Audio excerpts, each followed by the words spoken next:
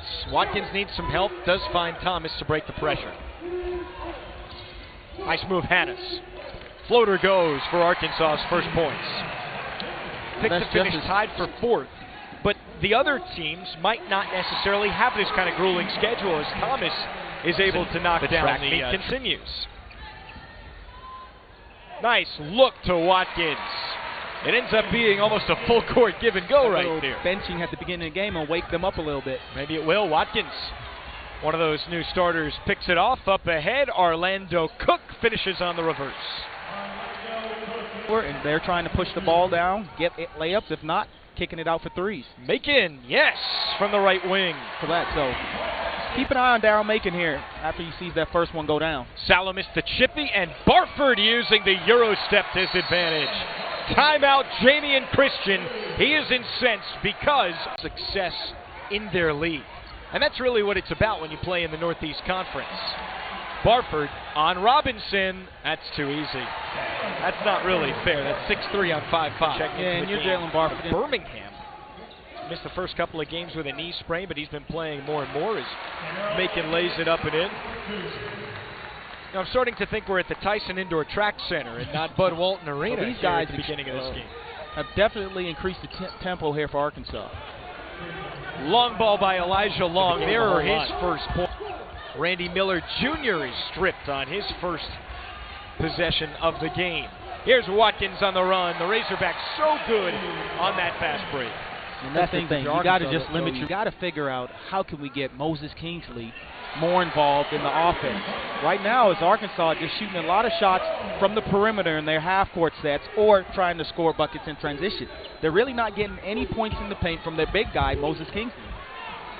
Back the other way, Sala finishes. You know, that's interesting because that's exactly what the Razorbacks head coach Mike Anderson was talking about after that Minnesota game. He says he needs to impact the game more, and not only on the offensive side of the ball.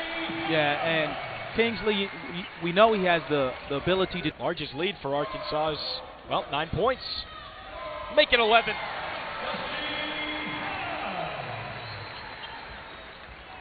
And now it's danger time, don't you think, for Jamie and Christian's Mountaineers? Yeah, in Arkansas, they just push the ball at you so fast. And they speed you up when sometimes you don't want to be sped up. Much needed three. That time for Miles Wilson. Coach, we're talking about this freshman a lot. You know, you can go out there and put up shots when you get good looks. You can play with a lot more comfort. There's Thomas scoring easily on the drive to the hole. Disappointed himself. Maybe wanted a foul. There was contact. Into Hannah's hands to start the Arkansas break. Thomas again. Yes. And good recognition by Anton Baird, not pulling up for that three and finding Thomas for the easy layup. And Greg Alexander with the flush. Back the other way. And right there, the Mountaineers showing you that they have the ability to push it and score in transition as well. Great. Every time you look up, it's another thing, though. It's outstanding. Barford with the answer there to that traditional three-point play. You practice against a certain thing, so you learn how to play against it. So Arkansas just wanting to change things up and keep them off balance here a little bit. And it's working. Sits in for Anton Beard. He's been great from three this season. Running the show. And fades away and gets the shooter's roll. He's having himself a ball game here, Sim. Yeah, Long, and just showing that he's not afraid to go at these Arkansas players. It's only a 6-point deficit now for the Mount. Double comes on Thompson. Macon slips through for the bucket. Macon really doing a good job after of the Hannah's recognizing. miss. They had a layup.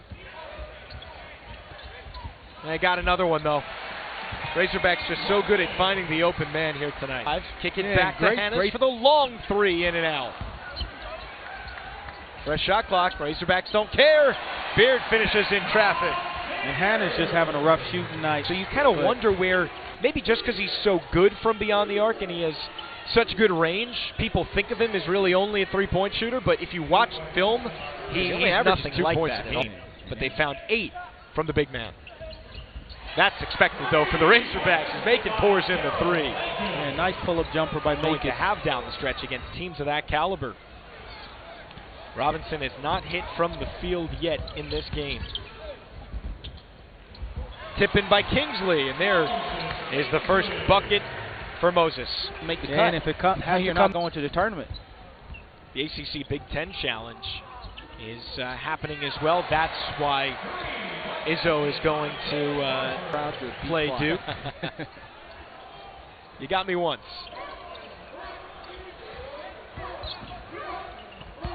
Oh, Barford. Oh. Nicely done and one. Jalen Barford playing above Fort the Wayne rim. beat Indiana. Yep. They're clearly a very good team. Yep, and it just goes back.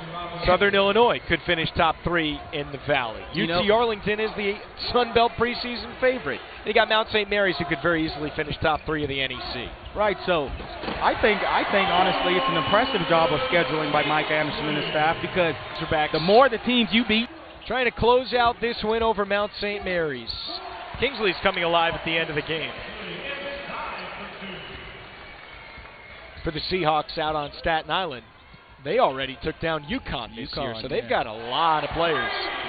Just like a guy like Anton Beard right there for 3. Arkansas can dribble it out, and the Razorbacks are going to move to 4-1 on the season. Mount St. Mary's will fall to 1-7, though that is not indicative of the way this basketball season, I think, is going to shape up here for the Mountaineers.